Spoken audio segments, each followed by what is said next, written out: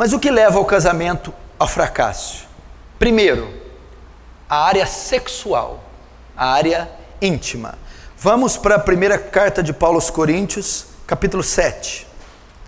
Primeira carta de Paulo aos Coríntios, no capítulo 7. É um texto que não é muito explorado nem pregado nos púlpitos, por medo, vergonha ou receio, mas é tão bíblico quanto a soteriologia. Primeira carta de Paulo aos Coríntios, no capítulo 7. Eu estou dizendo de princípios que pode levar o casamento ao fracasso. O primeiro deles é a área sexual. 1 Coríntios 7, no versículo 3. O marido conceda à esposa o que lhe é devido, e também semelhantemente a esposa ao seu marido. Na sua tradução tal, o marido paga a devida benevolência à esposa, e a esposa paga a devida benevolência ao marido. A mulher não tem poder sobre o seu próprio corpo, e sim o marido. Também semelhantemente o marido não tem poder sobre o seu próprio corpo, e sim a mulher. Até aqui.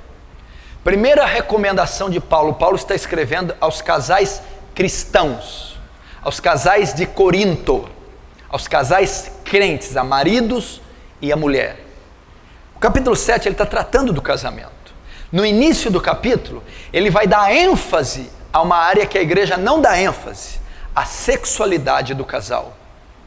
Olha o que ele está ensinando ao casal crente. Olha o que ele está indicando. Maridos, satisfaçam vossas esposas sexualmente. Esposas, satisfaçam seus maridos sexualmente. Tem gente que acha que o sexo é pecado, que o sexo foi um distúrbio do pecado ou uma criação demoníaca. Em hipótese alguma. Provérbios capítulo 5, Deus diz: desfruta com a mulher da tua mocidade. O sexo é bom, o sexo é santo, o sexo é puro e o sexo é legítimo. E ele está dizendo aqui, ele está ordenando, ele não só diz que o sexo é puro e legítimo, como ele ordena a prática dele. Paulo está dizendo: maridos e mulheres tenham relações sexuais regulares. É o que Paulo está ensinando aqui. Marido e mulher tenham relações sexuais regulares. E ele vai mais: mulher, o seu dever na relação não é satisfazer você, e sim seu marido. Mulheres, satisfaçam seu marido sexualmente. Maridos, o seu dever na relação não é se satisfazer, e sim satisfazer a sua esposa. Marido, satisfaça sexualmente a sua esposa. Ele está ordenando isso. Ele está ordenando isso. E ele vai mais. Existe muito jogo nessa relação. Por exemplo, o homem tem mais, é natural, inerente da natureza do homem, o sentimento de posse, de domínio. Geralmente o homem tem mais interesse pela relação. A mulher, sabendo disso, muitas vezes faz jogo, chantagem, e usa disso. Geralmente ela que determina quando isso ocorre. Né? Não quero, não quero, e o homem não tem o que querer. A Bíblia quebra isso, ela diz assim para você: mulher, você não tem poder sobre o seu corpo, e tem o marido. Marido, você não tem poder sobre o seu corpo, e tem a mulher. Ele está querendo dizer que não pode ser rejeitada uma das partes quando há o interesse. Que o seu corpo, ou seja, a opção de satisfazer ou não pertence a você, e sim ao marido ou à esposa. Então é pecado fazer esse tipo de chantagem, esse tipo de jogo. Isso não pode ocorrer em hipótese alguma. Você não determina isso. Não, eu não quero, não vou fazer, ou eu vou usar disso para alcançar um interesse meu. Muitas mulheres fazem isso, alguns homens também. Pecado. Isso não pode ser feito. Isso é pecado. E quando isso ocorre, já começa o fracasso do casamento. Vamos mais para você ver. Olha lá. é a parte mais séria, verso 5, 1 Coríntios 7, 5. Não vos priveis um ao outro, salvo talvez por muito consentimento, por algum tempo, para vos dedicardes à oração, e novamente vos ajuntares, para que Satanás não vos tente por causa da incontinência. Aí, amém? Até aí. Não vos privais uns aos outros. Paulo está dizendo, não deixem de ter relações regulares. Não deixe de ter. Paulo está dizendo que um casal, enquanto está em atividade, 50 até 60 anos, não sei até quando o corpo biológico, fisiologicamente for permitido, não pode, hipótese alguma, deixar de ter relações regulares. Não pode haver. Se o casal tem 80 e 88 ou tem 85, não tem mais condição. Mas enquanto está em atividade hormonal, não pode deixar de ter relação regular. Só pode um caso aqui. Primeiro, mútuo consentimento. Os dois têm que concordar. Se uma parte não concordar, não pode. Olha, essa semana eu não quero fazer. Eu não concordo. Não pode. Primeiro, tem que ter mútuo consentimento. Segundo, só por uma causa, para dedicar a jejum e oração. Ah, porque eu estou cansada. Não pode. Ah, porque eu estou estressada. Não pode. Para que você quer ficar um tempo? Para me dedicar a jejum e oração por uma causa. Ah, não, eu concordo. Você concorda? Concordo. Para dedicar a oração? Tudo bem. Se não for para isso, e ambas as partes não concordar, pecado. Não pode. Aí se eu fizer, por que Paulo ordena ter relação íntima regular? Para que Satanás não tente uma das partes. Sabe por que tem um monte de marido casado que viciado em pornografia? Porque a mulher não satisfaz ele. Porque a mulher não permite que ele tenha relação sexual regular. Então Satanás tenta ele pela abstinência. Ele é tentado.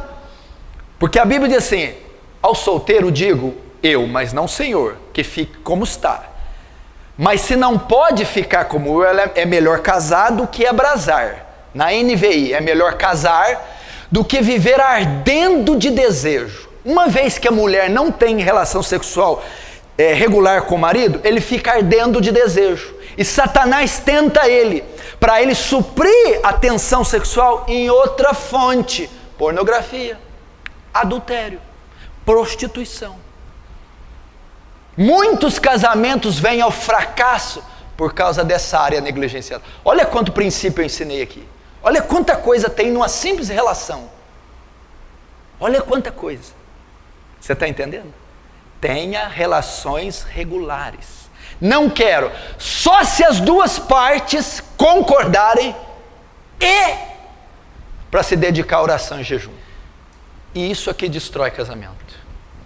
Isso aqui não é pregado, não é ensinado, não tem livro escrito, seminário, ninguém fala disso aqui, porque não pode falar no púlpito. Mas não pode falar no púlpito. Tem um capítulo inteiro destinado para isso. Como é que não pode falar no púlpito? E está cheio de esposa de pastor sofrendo, é um horror. Está cheio de casal de pastor, essa vida aqui é uma lambança. Pastor que pornógrafo, pastor que não supre a mulher, e aí vai, porque não lida com essa área. Cheio de diácono, obreiro, cheio de crente dentro de igreja, que é uma baderna nessa área aqui.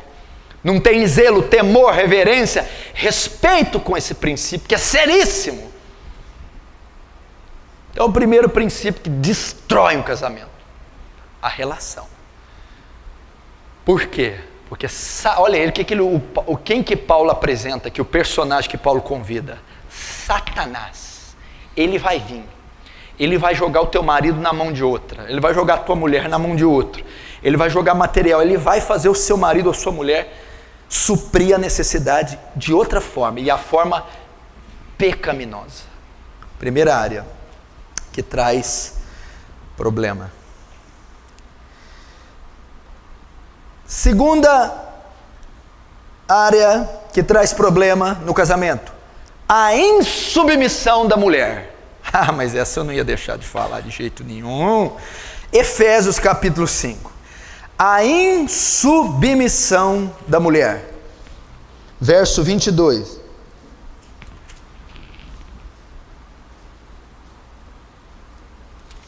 Diz assim: as mulheres sejam submissas ao seu próprio marido, como ao Senhor, porque o marido é cabeça da mulher, como também Cristo é o cabeça da igreja, sendo este mesmo Salvador do corpo.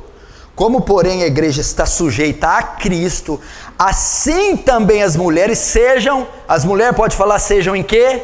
Sejam em tudo submissas ao seu marido. Até aí. Outra coisa que leva o casamento à destruição, a insubmissão das mulheres aos seus maridos. Presta atenção.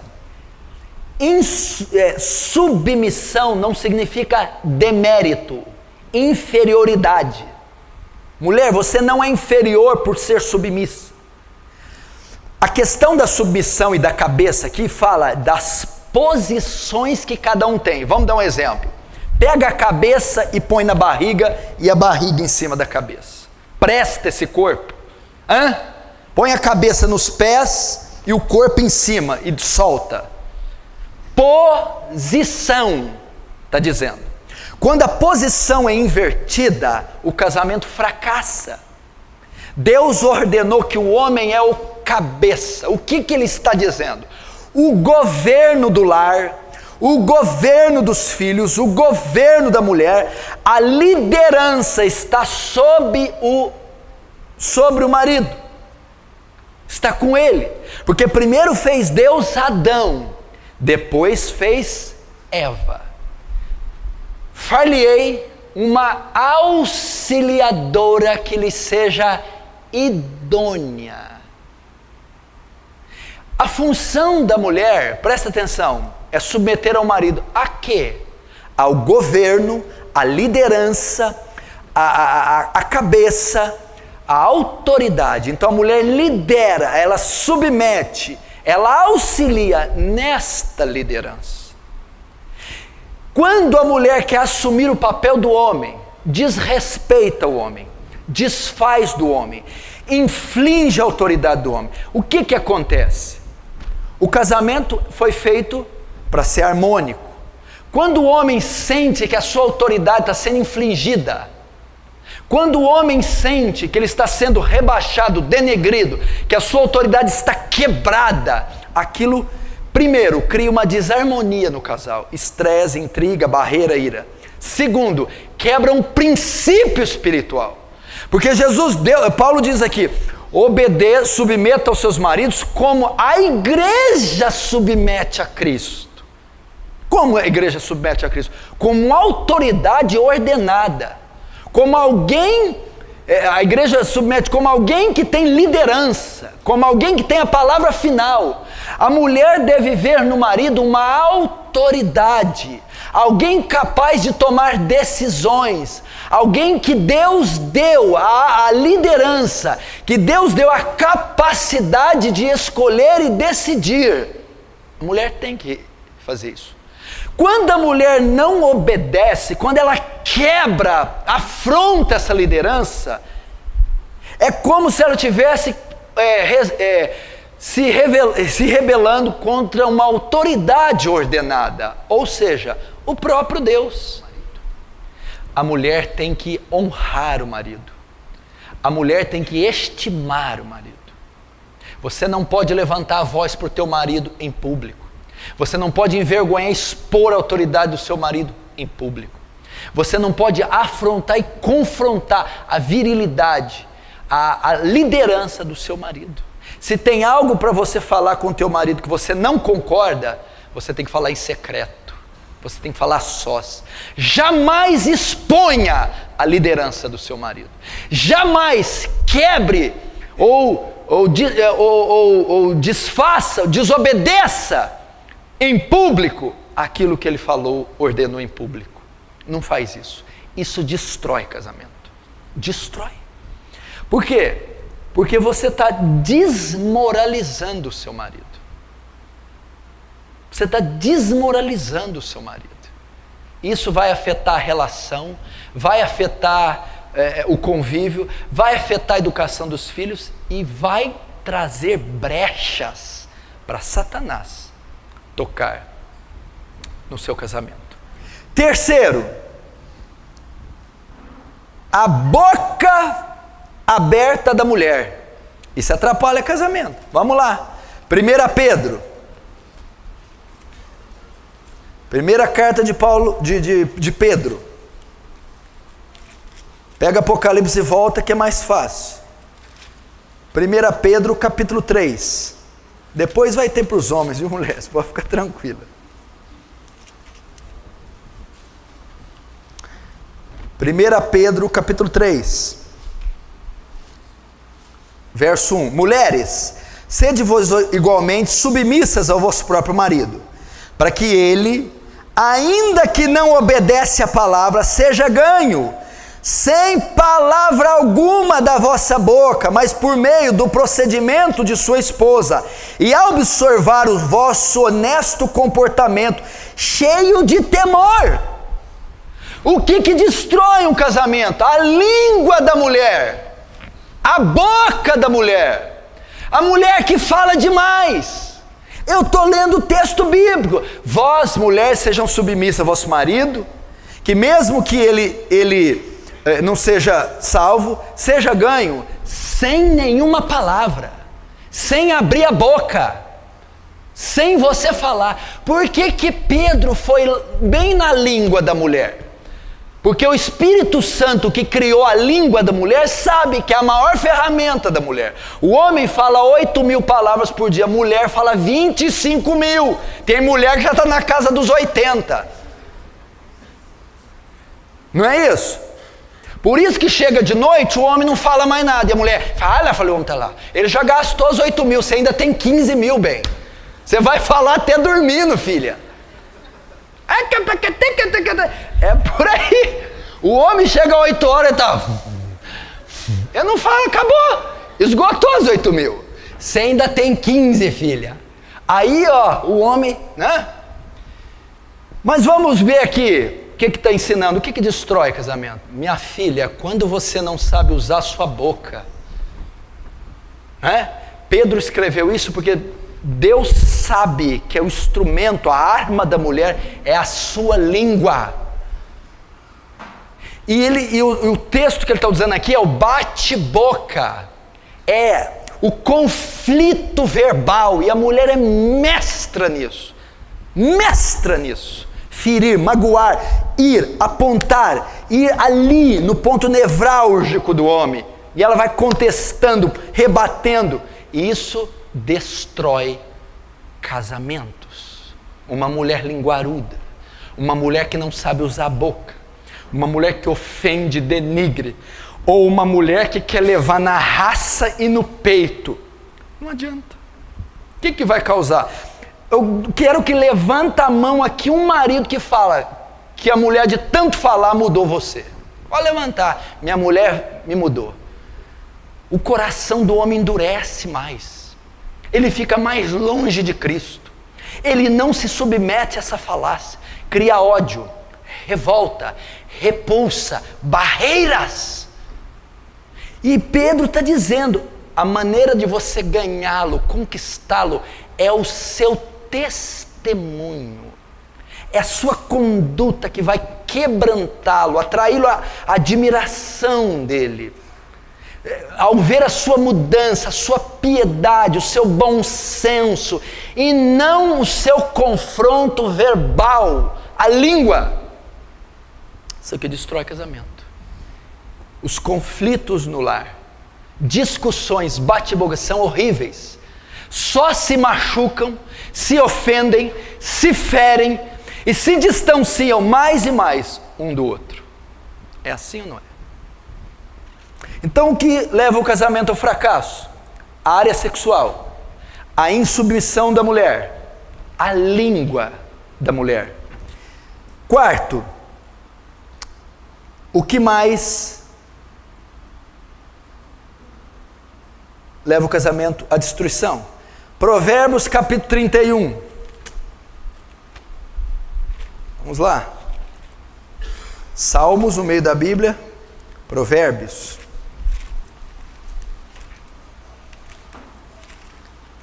Capítulo 31.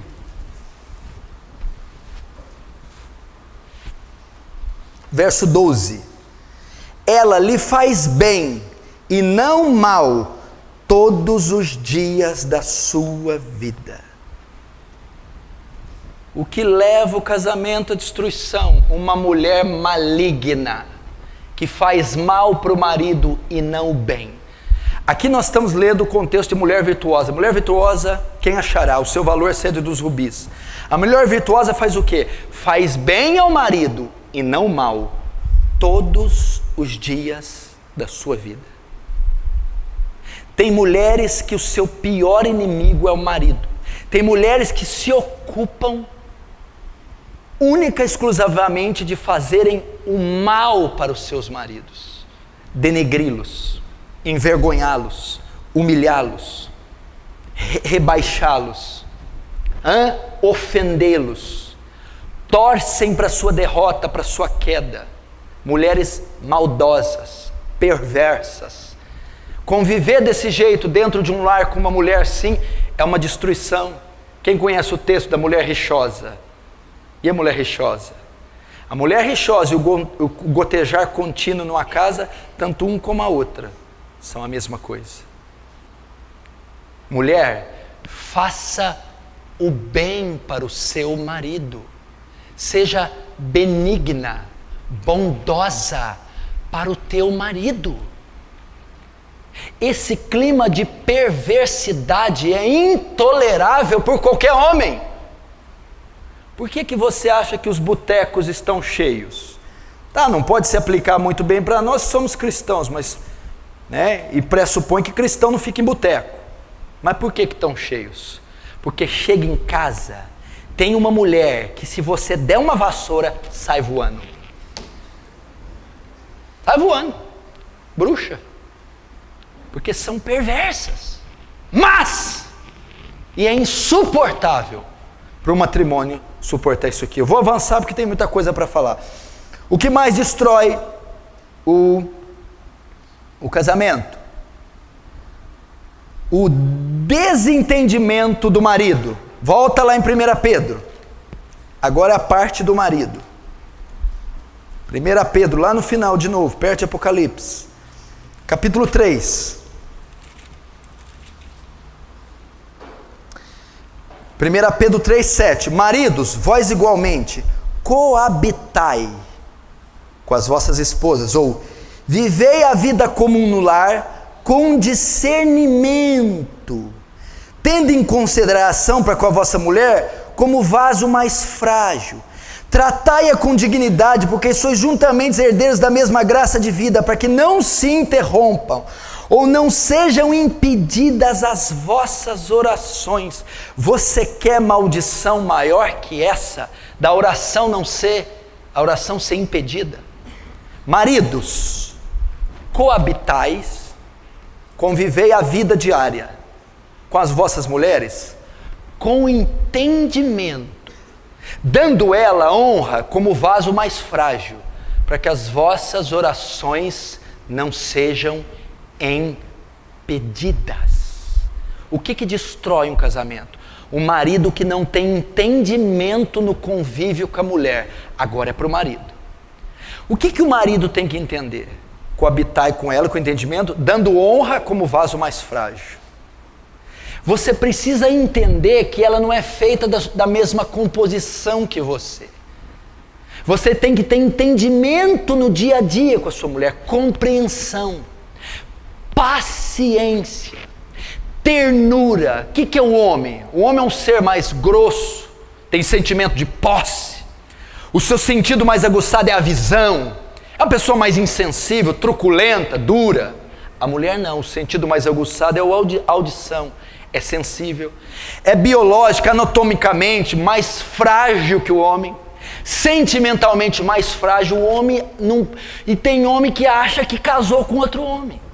Então Deus está dizendo aqui, no conviver diário, leve em conta que ela é uma mulher, Leve em conta que você não pode falar qualquer coisa, ela é mais sensível. Leve em conta a fragilidade física. Tem gente que chega o botijão de gás em casa e está vendo o jogo. Pega lá, bem. Pega lá que está lá, o Jorge Wagner. Vai Jorge Wagner. Miséria. É o que, Risson? Ah lá.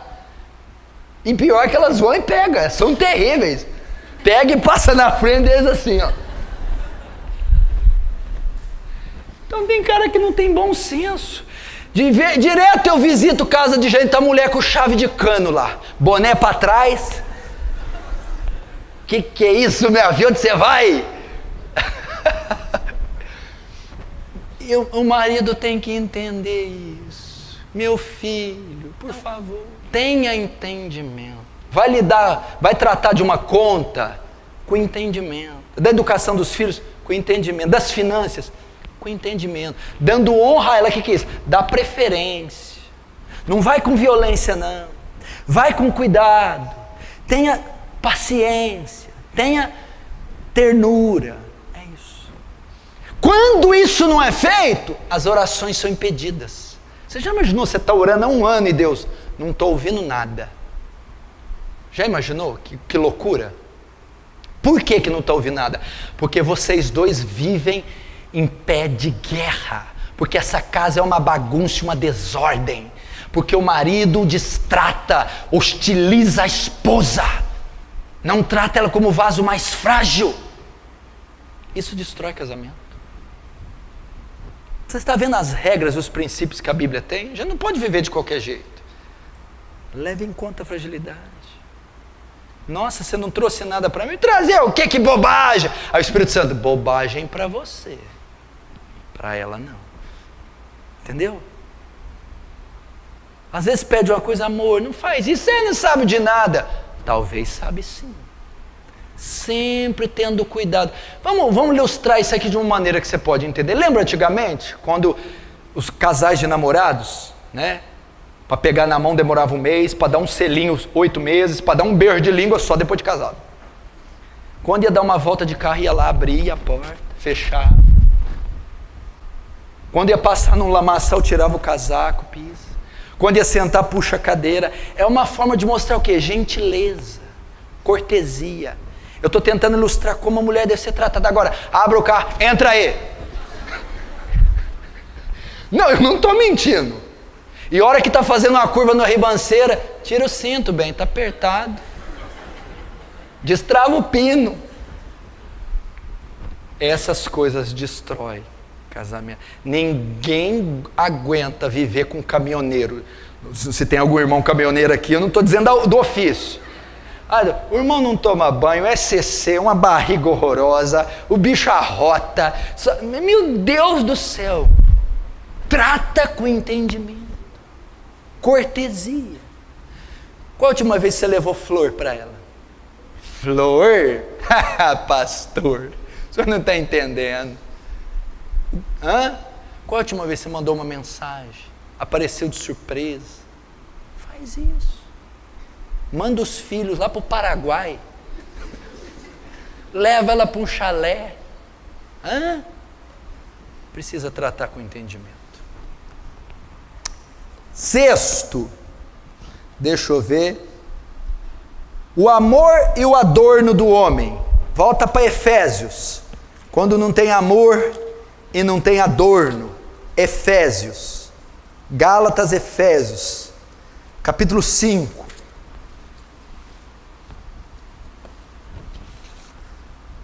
Gálatas, Efésios 5.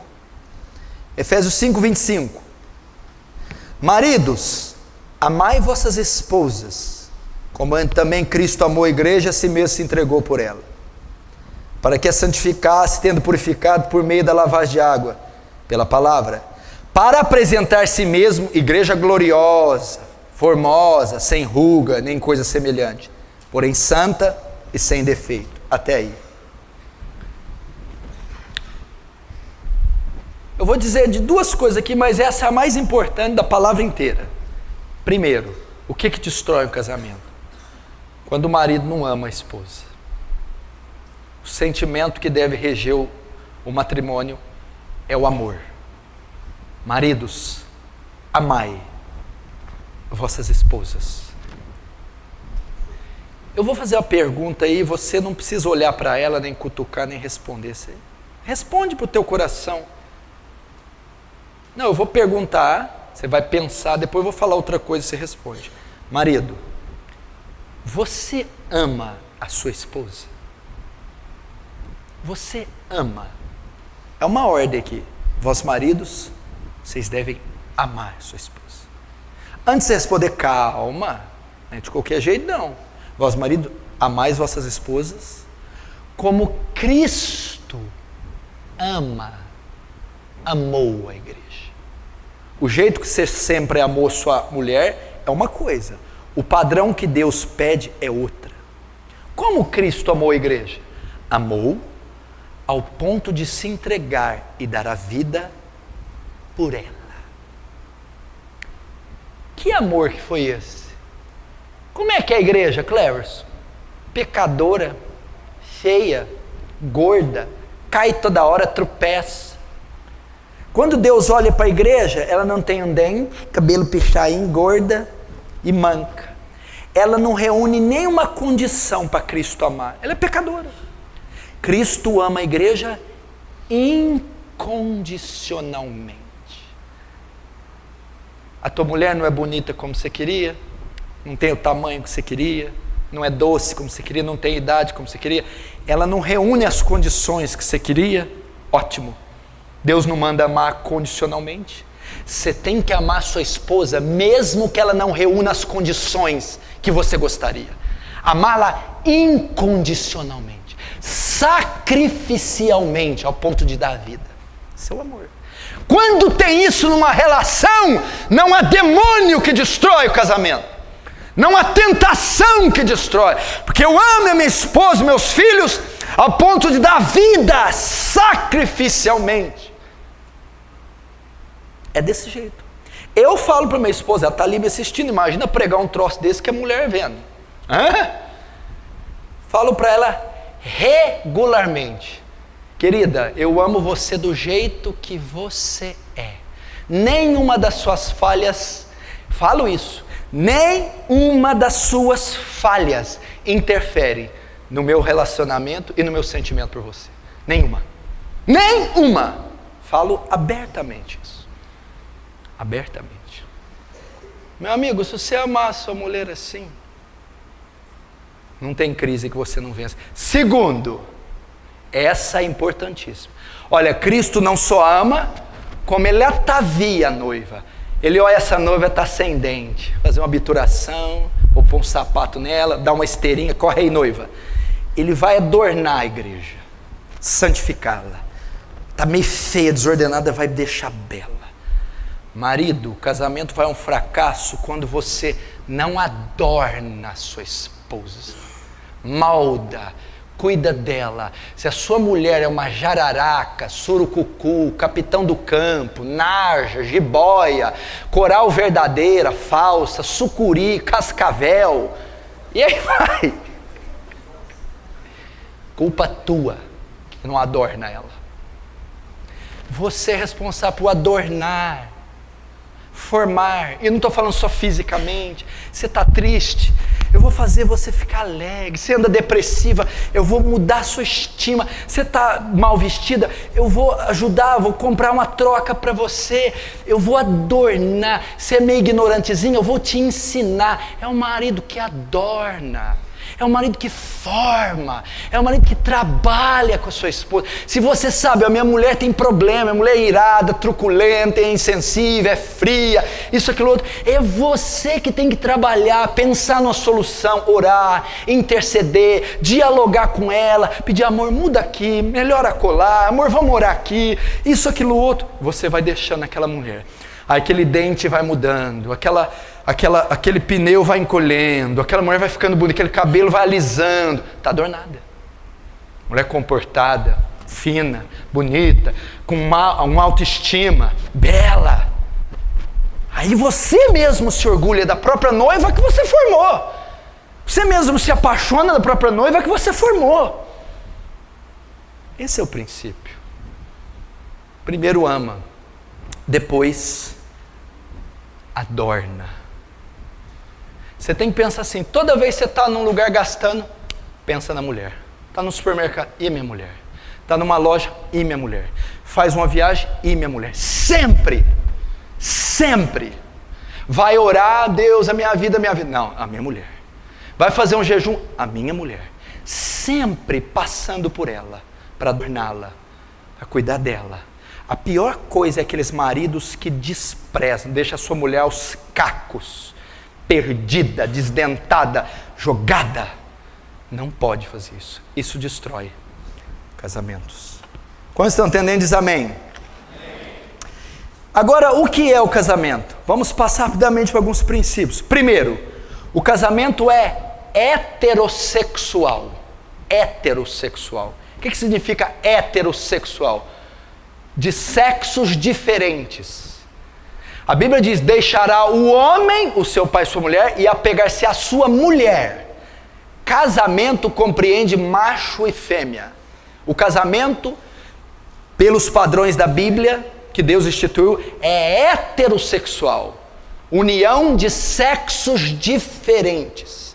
Deixará o homem e unir-se à sua mulher. Não diz deixará o homem e apegar-se ao homem. Deixará a mulher e pegar-se a sua mulher. Então o princípio de Deus para o casamento é o heterossexualismo. Então, com essa afirmação, Deus exclui a união homoafetiva. Toda união homossexual é uma abominação para Deus. Levítico capítulo 18. O casamento, para se consolidar casamento, é macho e fêmea. Homem com homem não é casamento. Mulher com mulher não é casamento. Para se caracterizar casamento é macho e fêmea. Unir-se-á o homem e a sua mulher.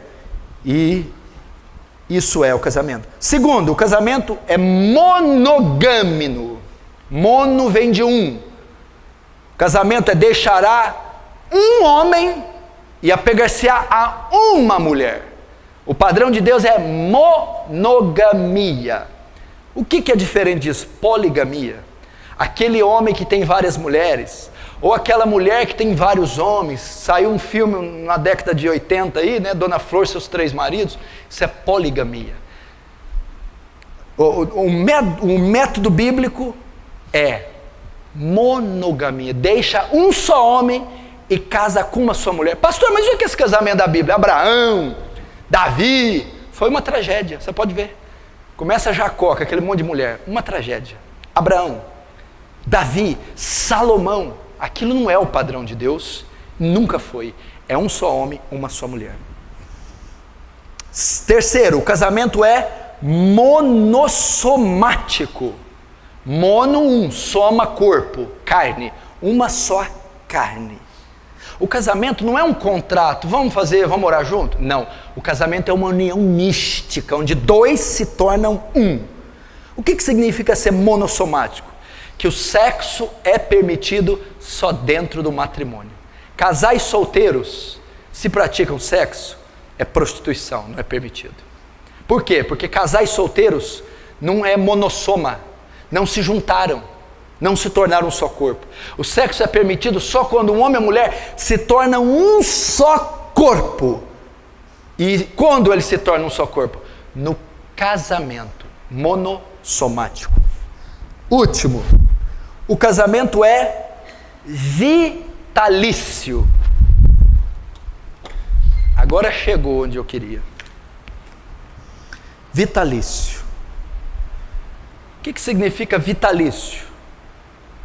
Não pode se dissolver, não pode terminar. Abre comigo em Mateus capítulo 19. Mateus 19.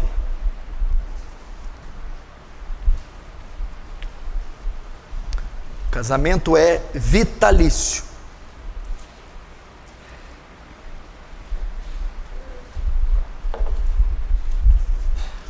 Mateus 19, versículo 3. Vamos lá.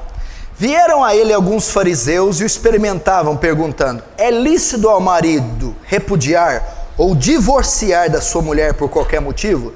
Então respondeu Jesus: Não tendes lido que o Criador desde o princípio os fez homem e mulher, e que disse: por esta causa deixará o homem seu pai e sua mãe, iniciar sua mulher, tornando-se os dois uma só carne. De modo que já não são mais dois, porém uma só carne. Portanto, o que Deus ajuntou, não separe o homem. Replicaram então os fariseus: por que então Moisés mandou dar carta de divórcio e repudiar? Respondeu-lhe Jesus: por causa da dureza do vosso coração é que Moisés permitiu repudiar vossa mulher.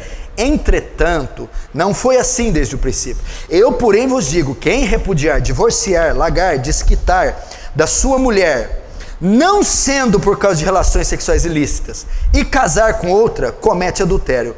E o que casar com a repudiada, comete adultério. Disseram-lhe os discípulos: se essa é a condição do homem relativamente à sua mulher, não convém casar. Jesus, porém, respondeu: nem todos são aptos para receber este dom, só aqueles a quem é dado. Até aí. Esse é o grande versículo que fala do divórcio. Eu vou falar rapidamente, que eu tenho aqui 15 minutos para acabar. Em 15 minutos eu acabo. Eu estou tratando aqui de algo que está banalizado no nosso meio. O casamento hoje foi a bancarrota, a queda, a ruína. Não vale nada, essa instituição está falida. A porcaria. E é a coisa das mais sagradas na Bíblia. O casamento antecede a civilização, antecede a cultura, antecede o Estado e a religião. Deus criou ele lá no Éden. No iniciozinho, capítulo 2, o casamento estava lá. Ele é divino, não é humano, é sagrado e tem que ser respeitado. Então nós estamos dando princípios aqui para você solidificar o seu casamento, para essa área não ter mais crise dentro da igreja, para você ter acordo e harmonia e evitar tantos males sofridos no seu lar. Vamos respeitar esses princípios. Mulher, cuidado com a língua, dê testemunho para o teu marido, não confronta ele mais. Mulher, faz bem para o teu marido, não faz mal, seja benigna, bondosa, cuida das coisas dele com zelo, com amor, e dele especialmente. Mulher, seja submissa, é uma ordem, um princípio, obedeça a ele. Veja como autoridade ordenada, honre o seu marido. Maridos, convivam com entendimento, tenham sabedoria, cuidado, respeitem a fragilidade das mulheres. Marido, amem essas mulheres, mesmo que elas não reúnam as condições. Vou dizer uma coisa, eu sei que você sonha com a mulher perfeita, mas você nunca vai ter a mulher perfeita, ela nunca vai te querer, ela é perfeita. O fato dela ser perfeita não vai não permitir que ela queira você, jamais. Então uma perfeita você nunca vai ter. Adorna ela, dá um trato nessa mulher, trabalha com ela, molda o caráter, o físico, a aparência dela. O casamento é heterossexual, um homem com uma mulher. É monogâmico, um só homem com uma só mulher. É monossomático, não é um contrato de dois, é uma união mística. Quarto, é vitalício. Por isso, garotos que querem casar aí, pensem muito bem na escolha. É para o resto da tua vida. Não posso separar, pastor? Não, não pode separar. Mas nem se tiver crise, nem se tiver crise. De jeito nenhum, pastor? De jeito nenhum. Quando é que eu posso? Só quando você pegar o atestado de óbito dela. Fora isso, não tem cláusula, não tem nada que pode fazer separar. Vamos ver rapidamente por que é vitalício. Verso 3, vieram a ele alguns fariseus para o experimentar, perguntando: é lícito ao marido repudiar a sua mulher por qualquer motivo? Até aí, olhe para mim. Primeiro, os fariseus vieram perguntar a ele: é lícito, é correto separar-se da mulher por qualquer motivo? Você acha que os fariseus estavam interessados em ser edificados? A gente quer aprender com você, Rabi.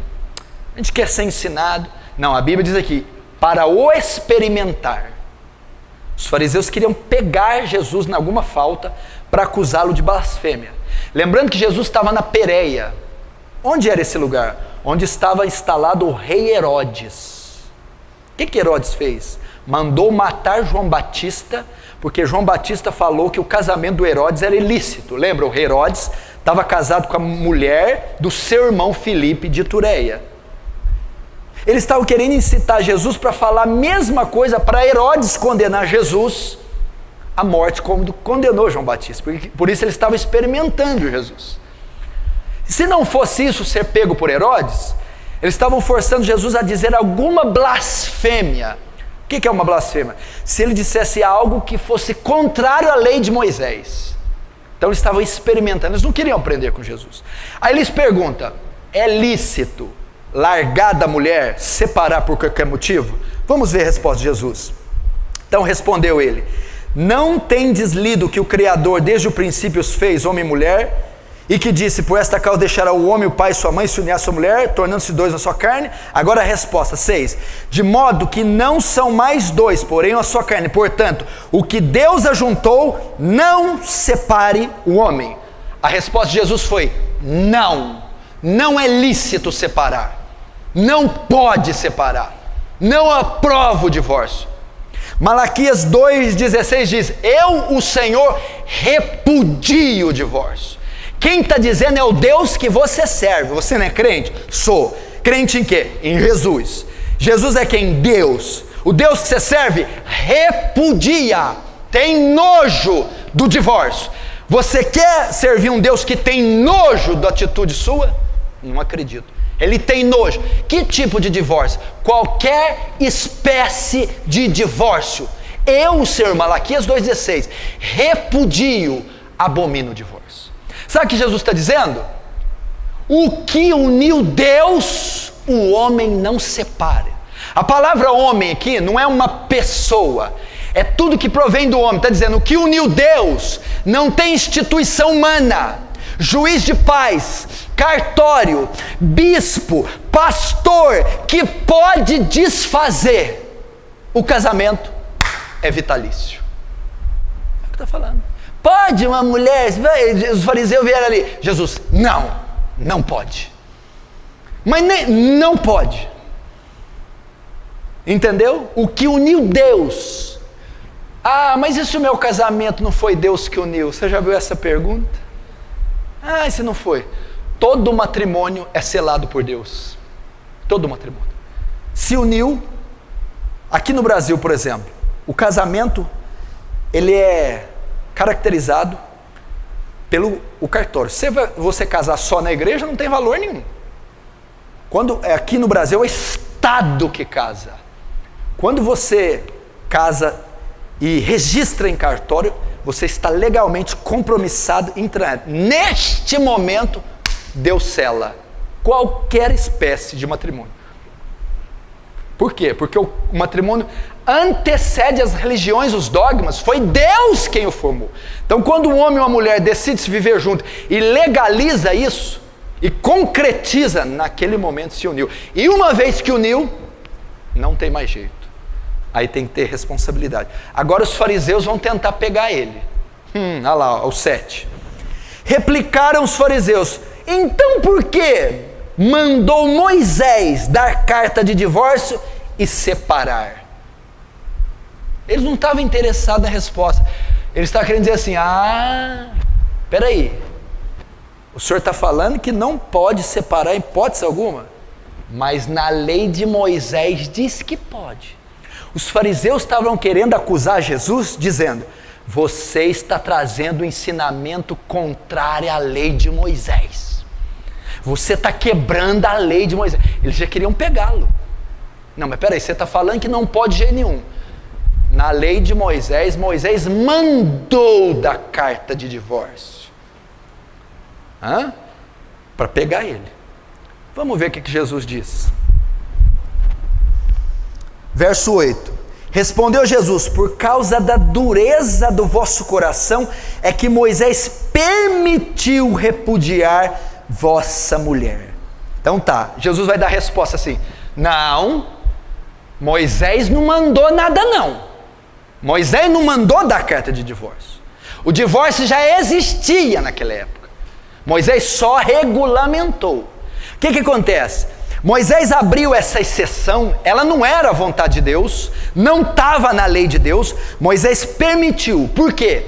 Por causa da dureza de vocês. Porque vocês são tão perversos e maus E essa palavra dureza de coração, que significa insensibilidade espiritual ou maldade de coração.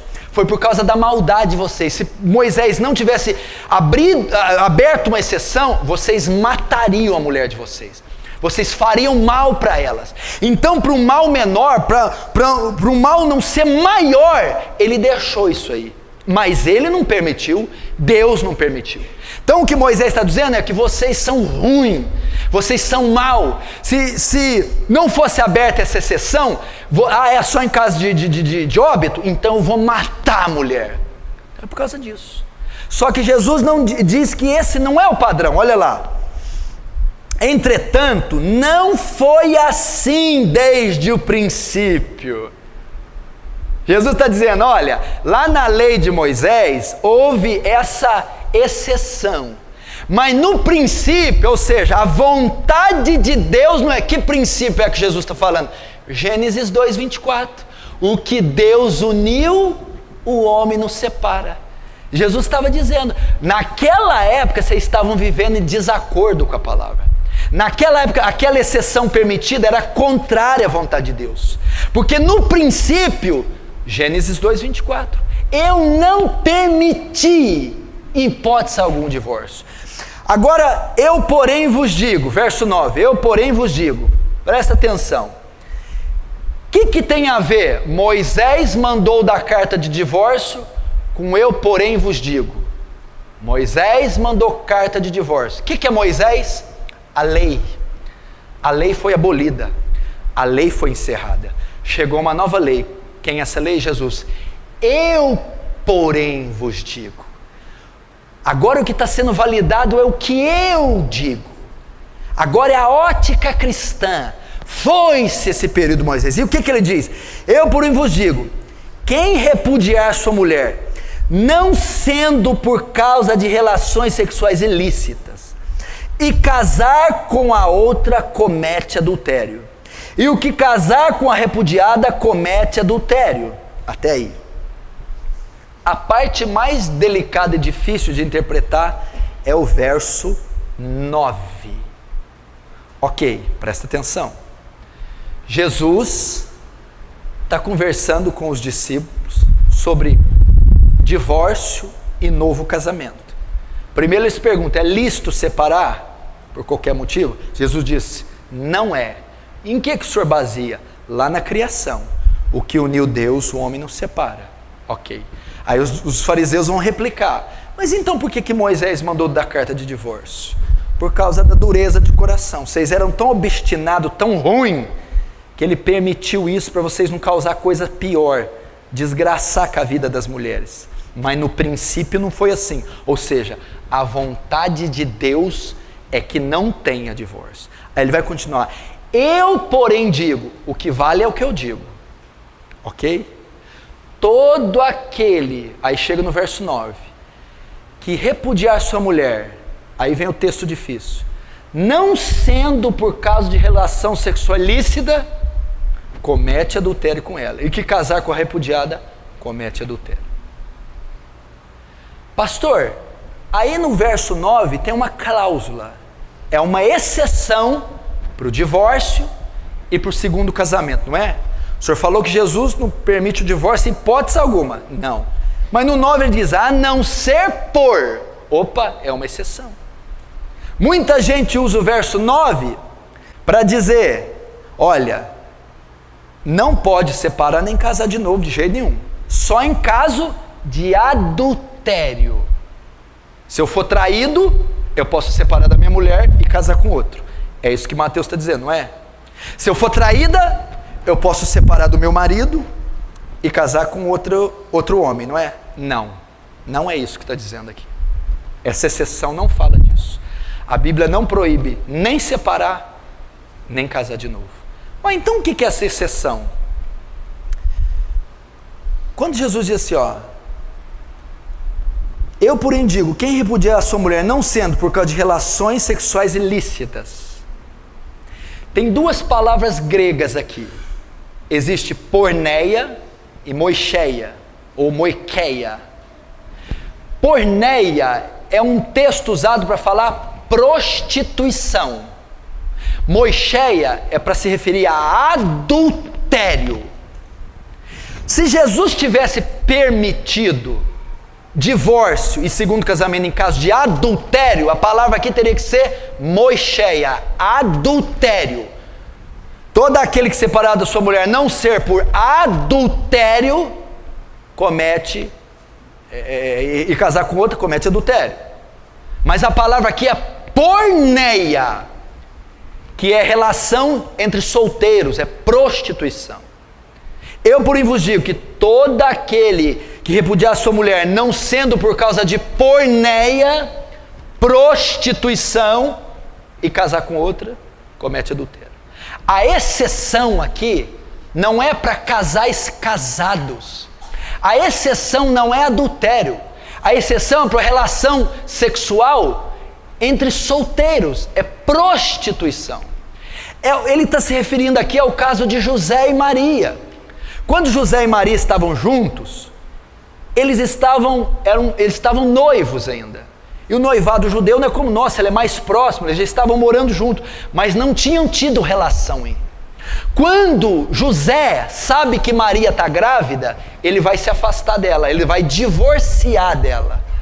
Por quê? Ele ainda não estava legalmente casado. Naquele caso, ele podia largar, porque ele descobriu que Maria tinha tido relação, porque estava grávida, até ele saber que era o anjo, que era Jesus, ele saiu. Naquele caso de porneia, Maria cometeu porneia, Maria fornicou, e eu estou noivo dela, eu posso largar dela, Jesus disse, em caso de porneia.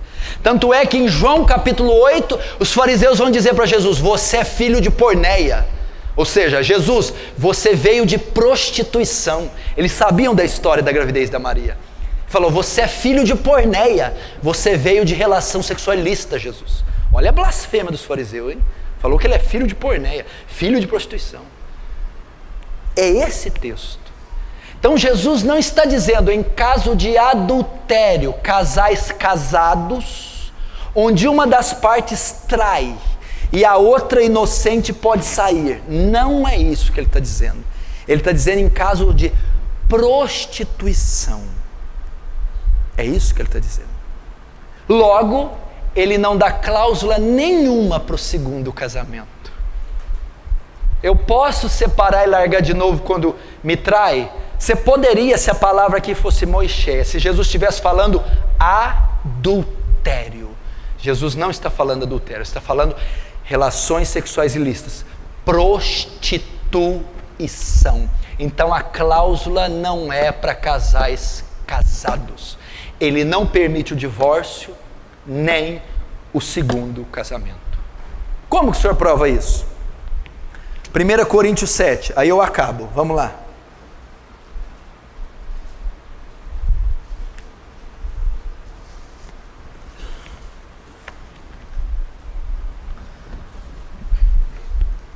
Vamos aprender aqui, 1 Coríntios 7, verso 10. Ora, aos casados, ordeno não eu, mas o Senhor, que a mulher não se separe do marido. Pode separar? Não pode. Pode o marido separar da mulher? Não pode. Olha aqui, ó. Aos casados ordeno eu, não eu, mas o Senhor, que a mulher não se separe. É uma ordem. Mas ele é bêbado? Não pode. Ele fuma? Não pode. Ele é ruim? Não pode. Olha lá. Ora, os casados, ordeno não eu, mas o Senhor, que a mulher não se aparte do marido. Se porém ela vier separar, que não case, ou que se reconcilie do marido, e que o marido não se aparte da sua mulher. O que ele está querendo dizer aqui? Olha, eu estou casado, o marido bebe, eu quero separar, não separa. O marido é ímpio, você pode separar, não separe. E se ele me deixar? Se ele deixar, ele pode ir. Aí eu posso casar de novo? Não. Ou você fica só, ou reconcilia com o marido. É o que Paulo está dizendo. O único meio de se separar aqui é quando uma das partes deixa você. Aí separou. Marido ímpio não quer habitar mais com você. Foi embora. A esposa ímpia não quer habitar, mas que você foi embora. Aí houve uma separação forçada. Você não causou. Se depender de você, separa? Não. Ele é ruim? Separa? Não. Ele bebe? Separa? Não. E se ele for? Aí ele pode ir. Eu posso casar de novo? Não pode. Está dizendo aqui, ó.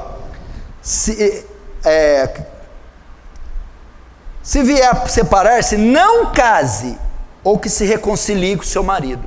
Ou fica só, ou volta para o marido. Ou fica só, ou volta para a esposa. Você vê que não há maneira de haver novo casamento. Olha o verso 15. Mas se o descrente quiser apartar-se, que se aparte. Em tais casos, não fica sujeito à servidão, nem o irmão, nem a irmã. Deus os tem chamado para a paz. Todo mundo pensa que esse versículo diz assim, ó, se a mulher me abandonar, aí eu não fico sujeito à servidão. A servidão que Paulo está dizendo aqui, você não fica na obrigação de reatar esse casamento, porque o cara te abandonou. Você não fica obrigado a reatar e ir atrás dele. Não está dizendo que não fica na servidão do laço matrimonial, né? Não, aí o vínculo é quebrado, quando ele me abandona eu posso casar de novo. Não, você não fica na servidão, ou seja, não fica obrigado a reatar, a ir atrás dele, porém tem que ficar sozinho. Qual o caso que eu posso casar de novo? Verso 39, o único caso que a Bíblia permite. 1 Coríntios 7, 39. A mulher está ligada enquanto vive o marido. Contudo, se falecer o marido, fica livre para casar com quem quiser, mas somente no Senhor. Agora volta a Romanos 7, rapidinho. Romanos 7, aí nós terminamos. Romanos capítulo 7. Verso 2, Romanos 7, 2. Ora, a mulher casada está ligada pela lei ao marido enquanto ele viver. Mas se o mesmo morrer, desobrigada ficará da lei conjugal. De sorte que será considerada adúltera se vivendo o marido unir-se com outro homem. Porém, se morrer o marido, está livre da lei, e não será adúltera se contrair novas núpcias. A única exceção que a Bíblia faz: viuvez, óbito. Está casado? Quando que eu posso separar? Em hipótese alguma, de jeito nenhum, nunca. Ah, mas e se tiver adultério? O senhor não falou, ela me traiu, como é que eu resolvo? Perdoa. Perdoa. O remédio não é o divórcio, é o perdão. Ele me traiu, eu vou largar ele. Não, perdoa. O casamento é um retrato de quê? Cristo é a igreja. Cristo, a igreja trai Cristo? Trai ou não? Trai? Trai. E Cristo separa da igreja? Cristo perdoa a igreja. Ele me traiu, eu posso largar? Não. O que eu tenho que fazer? Perdoa. Ah, ele me traiu e saiu com a outra. Você está desobrigado dele. Mas eu posso casar de novo? Não. Por que não? Porque você está ligada pelo seu marido enquanto ele viver. Você está ligada pela sua esposa enquanto ela viver. Quando você uniu, presta atenção, que uniu Deus, o homem não separa. Se você casou de novo, ninguém separou o seu primeiro casamento. Você casa com outra, você adultera com ela. E a que casa com você, adultera com você. É isso que a Bíblia diz. Quando é que eu posso separar então? Só quando o seu parceiro morrer. Quando é que eu posso casar de novo então? Quando que o casamento dissolve, desfaz o vínculo? Só com a morte de um dos cônjuges. Somente assim. Esse é o padrão bíblico. Até o século XVI, ninguém falava nisso. Não existia divórcio, nem segundo casamento, de jeito nenhum, em todo o planeta Terra. Depois foi... Agora hoje, não só tem a cláusula, como o pastor... Como é que é? Ah, ele é meio grosso, larga dele, arruma outro. Pastor, estão ordenando isso. A Bíblia não permite isso. E quanta gente vai dar conta diante de Deus... por ter permitido o divórcio e segundo casamento, e destruído famílias. Tá ruim, aguenta aí, suporta ele. O casamento é vitalício, fica com ela até a morte. Você é uma só carne com ela, e o que Deus uniu, ninguém tem competência para suprir. Ah, pastor, é difícil. Por que Moisés então deu carta de divórcio? Vamos lá. Por causa da insensibilidade do coração. O que significa? Na época do Antigo Testamento não havia graça sobre eles para suportar. Hoje não precisa de carta de divórcio.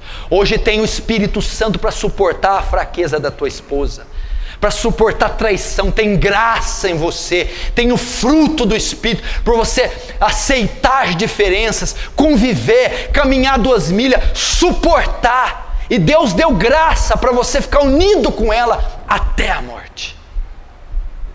É assim que Deus quer o matrimônio. Já pensou se toda crise fosse separar? Todo divórcio fosse, toda a briga fosse separar? Essa é a palavra para os casais. Pastor, quem está namorando na igreja? Um solteiro com uma divorciada. Desfaz esse namoro agora. Quem está noivo? Olha, eu sou solteiro, estou noivo de uma moça que já foi casada. Desfaz agora, porque é adultério. E eu não sabia isso que o senhor falou. Eu já me casei pela segunda vez, já até ter filho com a segunda mulher ou com o segundo marido. E só aprendi isso hoje, agora. E aí? Fiz quando eu era ímpio. Sabia. No mundo todo mundo faz, todo dia. Fiz porque os outros pastores aprovou, não me ensinaram nada.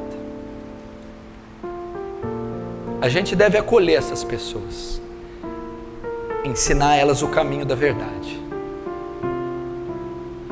pedir para que elas orem, se arrependam por ter feito algo na sua ignorância e construam do jeito que já estão uma vida pura, feliz, não ensinando isso para as gerações futuras como padrão, como modelo. É assim que a gente recebe. 80% das pessoas que casam pela segunda vez são infelizes. 80% dos segundos casamentos é um horror, é um desastre. Se fosse bom, meu filho, essa porcentagem seria menor. Fique com a tua mulher, fique com o teu marido, suporte ele, suporte ela. Família. Você solteiro, olha o que você ouviu. Quando os discípulos ouviram aquilo, nossa, se for essa a condição do homem, então é melhor ficar sem casar. Jesus é por aí. É duro. A lei aqui é alta, o padrão é alto. Você tem que estar preparado. Fecha os olhos agora, vamos orar.